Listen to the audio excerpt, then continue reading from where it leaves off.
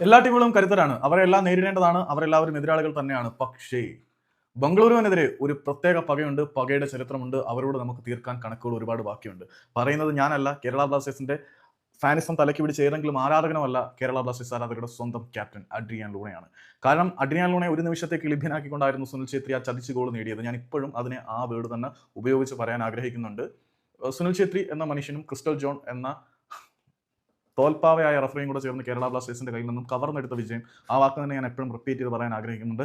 ആ പരാജയത്തിന്റെ മുറിവ് ഇപ്പോഴും അഡ്രിയാൻ ലൂണയുടെ മനസ്സിൽ നിന്നും മാഞ്ഞിട്ടില്ല എന്നത് തെളിയിക്കുന്നതാണ് ഈ സീസണിലെ ഏറ്റവും വലിയ വെല്ലുവിളി എന്താണ് എന്ന് അഡ്രിയാൻ ലൂണയോട് ചോദിക്കുമ്പോൾ അദ്ദേഹത്തിന്റെ മറുപടി. അഡ്രിയാൻ ലൂണ പറയുന്നത് എല്ലാ ടീമുകൾക്കെതിരെയുമുള്ള മത്സരം ഒരുപോലെയാണ്, കാരണം എല്ലാവരും കരുത്തരാണ്. പക്ഷേ ബംഗളൂരുവിനെതിരെ ഉള്ളത് കുറച്ചുകൂടി പകയുള്ളതാണ്, കാരണം അവർക്കെതിരെ ഞങ്ങൾക്കൊരു ചരിത്രമുണ്ട്. ആ ചരിത്രം ഞങ്ങളെ നന്നായിട്ട് അഫക്ട് ചെയ്യുന്നുണ്ട് എന്ന് അഡ്രിയാൻ ലൂണ പറയുമ്പോൾ ആ മനുഷ്യന്റെ ഹൃദയത്തിലേറ്റ മുറിവിന്റെ വേദന ഇതുവരെയും ഉണങ്ങിയിട്ടില്ല.